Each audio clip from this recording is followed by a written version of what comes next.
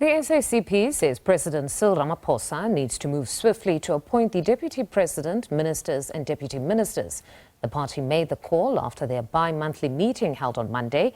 The SACP Political Bureau emphasized the importance of meaningful consultation as well as building and maintaining national stability and certainty. For more on the SACP's call, I'm joined by the party spokesperson, Dr Alex Mashilo. Good evening, Doctor, and thank you very much for joining us on The Full View. So you're calling on the president to move with speed to appoint ministers. Now, as an alliance partner, I'm quite certain you're also privy to the details on what is causing the delay, chief among those being the demand for specific portfolios. What do you believe the president should do now in the midst of all the demands before him?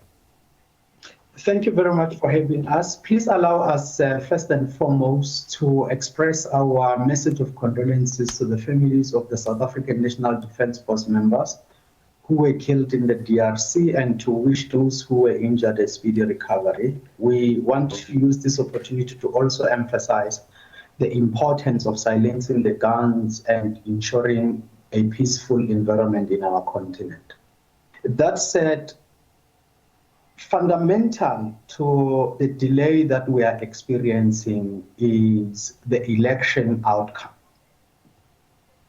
For the first time in the history of our democratic elections, the African National Congress did not achieve the minimum of 50% plus one required to establish an outright majority government. All parliamentary political parties, without exception, in fact, with one exception, declined.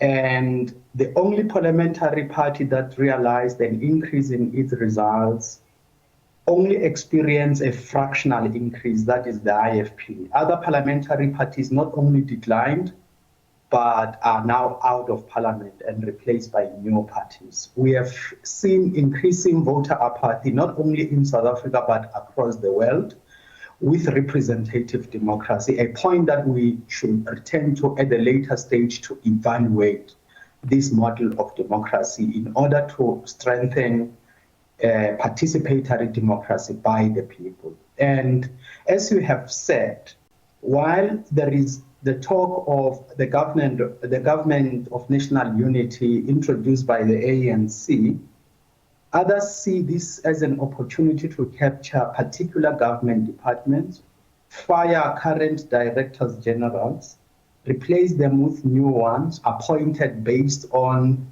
cadre deployment.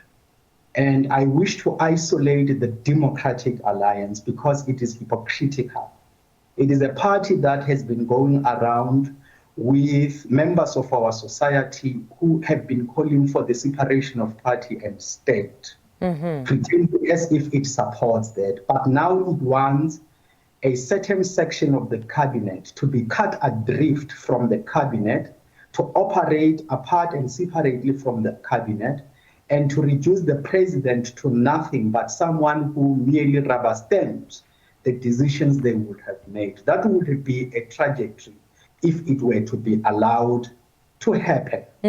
It says, just on that score, it says that for them, it's just so that they can be able to choose the best candidate. What would happen is that DA ministers would sit on a panel and then be the ones that select the DGs. That is unconstitutional. It goes against the very spirit of the constitutionalism upon which the ANC seeks to establish a government of national unity. In terms of the Constitution of the Republic of South Africa, our executive authority is vested in the president, full stop. The president appoints the deputy president and other members of the cabinet who are ministers to exercise the executive authority together with. And there is no such a thing that there is a group of cabinet members who fall outside the provisions of our constitution. That must not be allowed.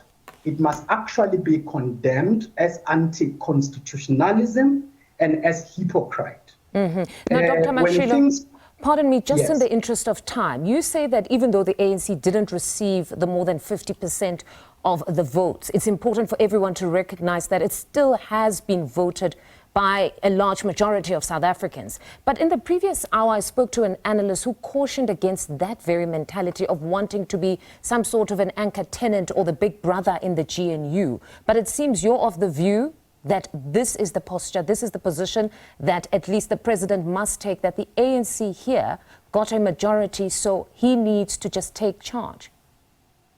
No. If that analyst said that in the interest of elevating the Democratic Alliance 20% to the same level as the ANC's 40%, then that analyst is out of order. That cannot be accepted. In fact, the results are not equally distributed among the political parties. The ANC is the largest political party. That analyst should appreciate that to be the will of the people. He does, yes. But he says at the center or at the heart of this must be the idea or intention to lead collectively. That yes, we must recognize the strengths and the proportion of votes that some of those political parties in the GNU received. But nevertheless, the spirit must be that of collective governance. Now, if the journalist talks about collective governance, then the analyst, rather, should have condemned the idea by the DA that certain ministers who are so-called DA ministers must sit separately outside of the cabinet and make decisions and submit those decisions to the president for rubber stamping, because that is not collective leadership. It is something that is unconstitutional and must not be allowed. And if you look at how the DA has been handling itself, it doesn't even want to lead together.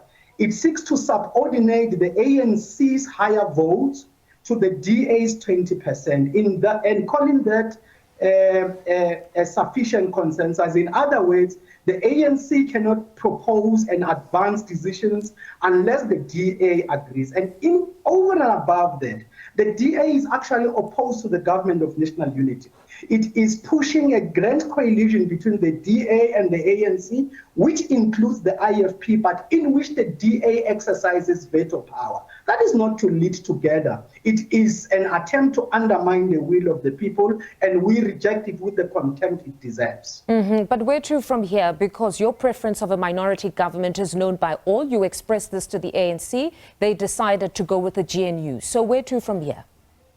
Our preference actually is that of a minority government with GNU characteristics. By the way, if you look at the lineup of forces that has emerged, which is what actually has irked the DA, is that all other parties that have come on board make up 200 seats, excluding the DA and the influence that it seeks to wield.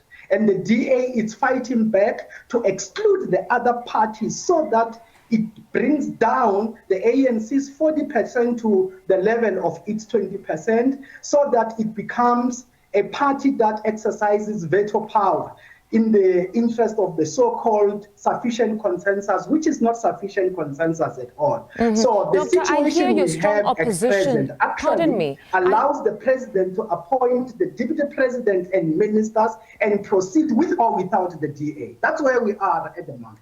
All right. I just wanted to add one last thing, that I hear your opposition to the Democratic Alliance participants in this whole GNU, but do you have any influence now to tell the ANC to do something completely different?